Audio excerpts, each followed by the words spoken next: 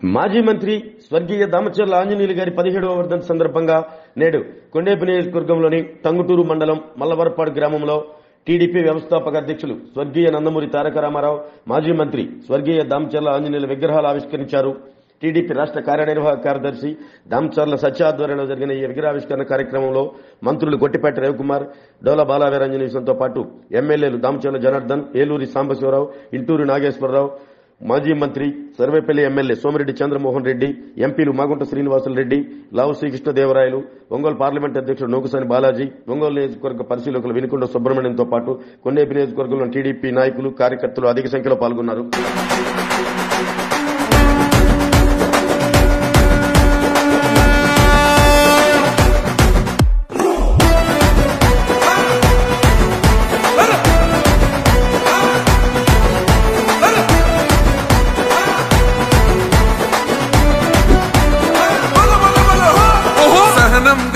చంద్రుడు శంఖం పూరించనే రాముని తీరు, శ్రీరాముని తీరు. అచల్ సమరం చేద్దామంటూ సైన్యం కదిలొచ్చనే హనుమంతుల తీరు. ఇది ఆంధ్రుల పోరు, ఒక యుద్ధం పుట్టింది సీమాంధ్రుల కోసం. ఈ రాక్షస పాలననే చేస్తాము రాగంతం. మీ కత్తులకు నెత్తులను వంచదు మా పౌరుషం. దుమ్ దుమ్ దుమ్ తాం దుంకాడుతాం, దుమ్ములేస్తుంటే పసుపు చెండెగరేస్తాం. దుమ్ దుమ్ దుమ్ దుమ్ తాం దుంకాడుతాం, జనగర్జనతో చంద్రన్న గెలుపును చూస్తాం.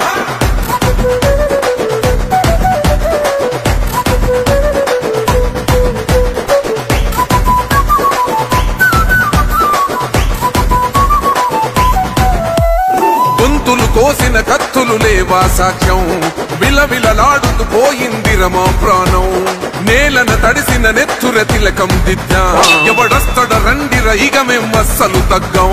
మీ రౌడి జానికి మో పౌరుషానికి మొదలైనద యుద్ధం, గెలుపెవడద చూద్దాం.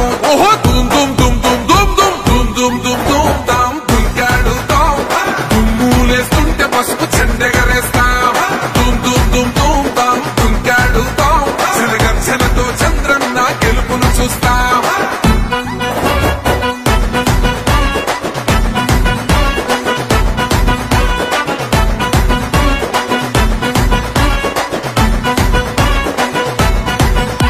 అంబేద్కర్ ఎవరు దళిత ద్రోహని అంటే వేలెత్తి చూపుతున్నాడు నీ ప్యాలెసు వైపే. ఆడబిడ్డల న్యాయాలను చూడలేకనే కొండ దిగర కనక దుర్గమ్మ ఉగ్ర రూపమే. కులకచ్చి కొడుకులా మతమే విడిచేలా అమ్మోరే పలికేక పెట్ట వీర వనితలా. దుమ్ దుమ్ దుమ్ దుమ్ దుమ్ దుమ్ దుమ్ దుమ్ దుమ్ దుమ్ తాం దుంకాడుతాం, దుమ్ములేస్తుంటే పసుపు చెండెగరేస్తాం.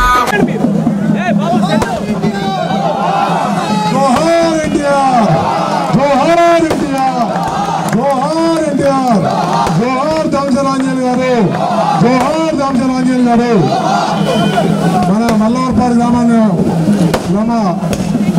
మన ముద్దు బిడ్డ దామచర్ల ఆంజనేయులు గారి వారసుడిగా తారక రామారావు గారి విగ్రహాలు రెండు ఒక దగ్గర పెట్టి ఆవిష్కరణకి మమ్మల్ని పిలిచారు. సత్య చెప్పినట్టు వేదిక మీద ఉన్న ముఖ్య అతిథులు అందరూ, మంత్రులు, పార్లమెంట్ సభ్యులు, ఎమ్మెల్యేలు, మీ అందరికీ నా హృదయపూర్వక నమస్కారం. నాకు ఒక ఆంజనేయులు గారితో ఒక అటాచ్మెంట్ 1987 అంటే 37 ఏళ్ల క్రితం. 37 ఇయర్స్ చాలామంది పుట్టుంటారు బహుశా ఇక్కడ. 37 ఏళ్ల క్రితం మేమిద్దరం కోఆపరేటివ్ బ్యాంక్ చైర్మన్. నేను నెల్లూరు కోఆపరేటివ్ బ్యాంక్ చైర్మన్, ఆయన ప్రకాశం జిల్లా. ఆ తర్వాత 94లో ఆయన ఎమ్మెల్యే, నేను ఎమ్మెల్యే. 96లో చంద్రబాబు నాయుడు గారి ప్రభుత్వంలో నేను మంత్రి, ఆయన మంత్రి. 99 ఆయన ఎమ్మెల్యే, నేను ఎమ్మెల్యే. మళ్ళీ 2002 ఆఖరిలో ఆయన మంత్రి, నేను మంత్రి. పిల్లలు స్టూడెంట్స్ మాట్లాడుకుంటుంటారు, మేమిద్దరం ఆ క్లాసులో క్లాస్మేట్, ఈ క్లాసులో క్లాస్మేట్ అని. మేము అన్ని క్లాసుల్లో క్లాస్మేట్స్. ఆయన నేను అత్యంత అనుబంధం, ఆత్మీయత. నన్ను సొంత చిన్న తమ్ముళ్ళలాగా చూసుకునేవాడు ఆంజనేయులు గారు.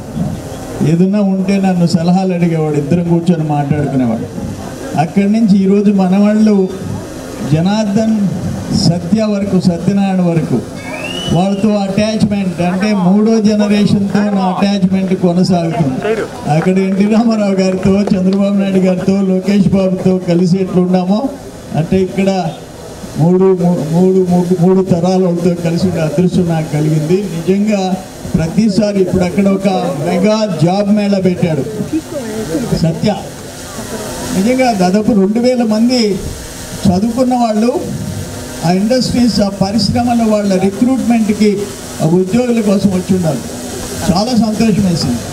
మంచి కార్యక్రమాలు మా ఆంజనేయులు గారి మనవాళ్ళుగా ఇద్దరు చేస్తున్నారంటే చాలా సంతోషం. ఆయన కూడా ఆత్మశాంతి కలుగుతుంది.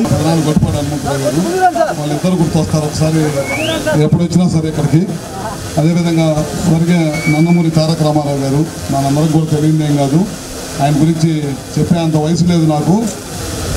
9 నెలల్లో పార్టీ పెట్టి అధికారంలో తీసుకొచ్చి దేశంలోనే తెలుగుదేశం పార్టీకి జీవం పోసిన వ్యక్తి ఆయన గురించి ఇవాళ ఆయన వేసిన పునాది ఇవాళ కూడా 40 సంవత్సరాల తర్వాత కూడా చెక్కు చెదరకుండా తెలుగు ప్రజల గుండెల్లో చిరస్థాయిగా నిలిచిపోయిందంటే అది స్వర్గీయ నందమూరి తారక రామారావు గారు వేసిన పార్టీ పునాది అని చెప్పడంలో కూడా సందేహం లేదనమాట.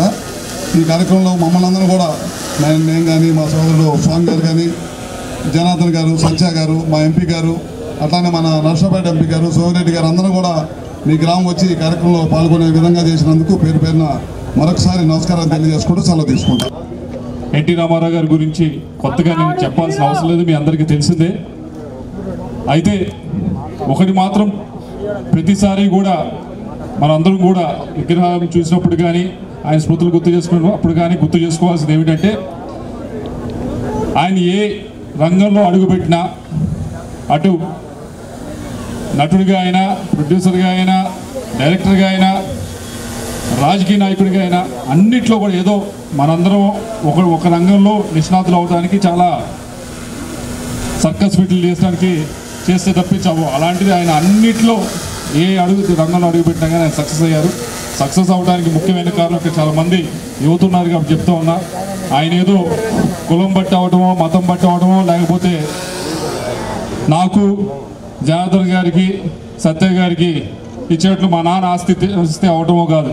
ఆయన ఎవరు ఏం ఆస్తి లేదు, ఏమీ ఎటువంటి సపోర్టు లేకుండా ఆయన ఎన్టీ రామారావు గారు ఆ స్థాయి దాకా వచ్చారు. కేవలం కృషితో, పట్టుదలతో కష్టపడి పనిచేసి పైకి రావడం జరిగింది. ఎందుకంటే చెప్తా ఉంది, ఇద్దరు కూడా ఇప్పుడు ఆంజనేయులు గారు ఉన్నారు, ఆయన కూడా చిన్న గ్రామంలో పుట్టి పెద్ద చదువుకుంది లేదు, 5వ తరగతి దాకా చదువుకున్న వ్యక్తి. అటువంటి వ్యక్తి ఇంతమందిని ఈ ప్రాంతంలో ఇంతమందితో ఒక ఇంట్లో వాడిలాగా ఈరోజు గుర్తింపు తెచ్చుకున్నారు అంటే దానికి ఈజీగా అయ్యే పని కాదు. చాలా కష్టం చేస్తే, చాలా కఠోర శ్రమ చేస్తే తప్పించేది కాదు. ఎందుకు చెప్తా ఉన్నా అంటే వీళ్ళిద్దరిది ఇక్కడ చాలామంది యువతున్నారు. మీ అందరికీ ఉండేది ఏంటంటే మనసులో, అరే మా నాన్న ఏమి ఇవ్వట్లేదు కదా, మా తాత నాకేం ఇవ్వలేదు కదా, నేను ఎలా అవ్వను అని అనుకుంటారు. వాళ్ళిద్దరికి కూడా ఇవ్వలేదు, ఇవ్వకపోయినా బాగానే సక్సెస్ అయ్యారు. వాళ్ళిద్దరి నుంచి కూడా మనందరూ స్ఫూర్తి పొంది ఆ దిశగా పయనిస్తారని చెప్పి మిమ్మల్ని అందరికీ కోరుకుంటూ నాకు అవకాశం మా స్నేహితుడు, మా పెద్ద ఆయన దామంచెర్ల ఆంజనేయులు గారు కీర్తిశేషులు, ఆయన 17వ వర్ధంతి. ప్లస్ ఎన్టీ రామారావు గారు మాకు పితామహుడు, మాకు రాజకీయ భిక్ష పెట్టినోడు. ఈ రాష్ట్రానికి సంక్షేమ కార్యక్రమాలకి దిశానిర్దేశం చేసినవాడు. ఇక రాజకీయాల్లో క్వాలిటీ ఎట్టుండాలా, స్వచ్ఛమైన రాజకీయం ఎట్ట చేయాలో నిర్దేశించినవాడు. వాళ్ళిద్దరు విగ్రహాలు పెట్టినారు, వాళ్ళిద్దరు మనవాళ్ళు సత్యనారాయణ, జనార్దన్ గారు. ఒక మెగా జాబ్ మేళా పెట్టారు. 2000 మంది చదువుకున్న వాళ్ళు మేళాకి అటెండ్ అవుతున్నారు. మంచి కార్యక్రమం. 10,000 మందికి భోజనాలు పెడుతున్నారు. రక్తదాన శిబిరం ఏర్పాటు చేసినారు. ప్రతిసారి నేను వర్ధంతికి వస్తూనే ఉంటా. ఆంజనేయులు గారు, నేను 2 సార్లు మంత్రి, 2 సార్లు ఎమ్మెల్యే, 2 సార్లు కోఆపరేటివ్ బ్యాంక్, 87 నుంచి 37 ఇయర్స్ అటాచ్మెంట్. ఆయన ఒక మంచి వ్యక్తి, మంచికి మారు పేరు. మనవాళ్ళు దాన్ని కంటిన్యూ చేస్తున్నారు.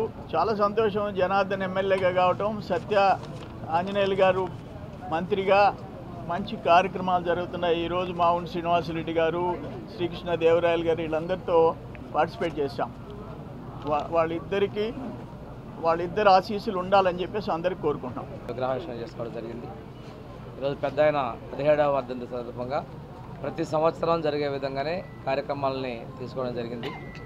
ఇది కూడా ఏంటంటే మన కొత్త ప్రభుత్వం వచ్చిన 100 రోజులు ఇది మంచి ప్రభుత్వం కార్యక్రమాలు జరుగుతున్న సమయంలో ఈ కార్యక్రమం రావటం, ఈ సందర్భంగా ప్రభుత్వం చేస్తున్న కార్యక్రమాల్లో కూడా చూసుకున్నట్టు ఒకసారి టైటిల్ లీడ్ చట్టాన్ని రద్దు చేయటం, అదేవిధంగా పెన్షన్ ఆ రోజు అన్న ఎన్టీఆర్ గారు పెట్టినటువంటి పెన్షన్ 30 రూపాయలు ఈరోజు 4,000 రూపాయలు చేయటం, అది కూడా ముందు నెలల నుంచి ఇవ్వటం చాలా సంతోషం.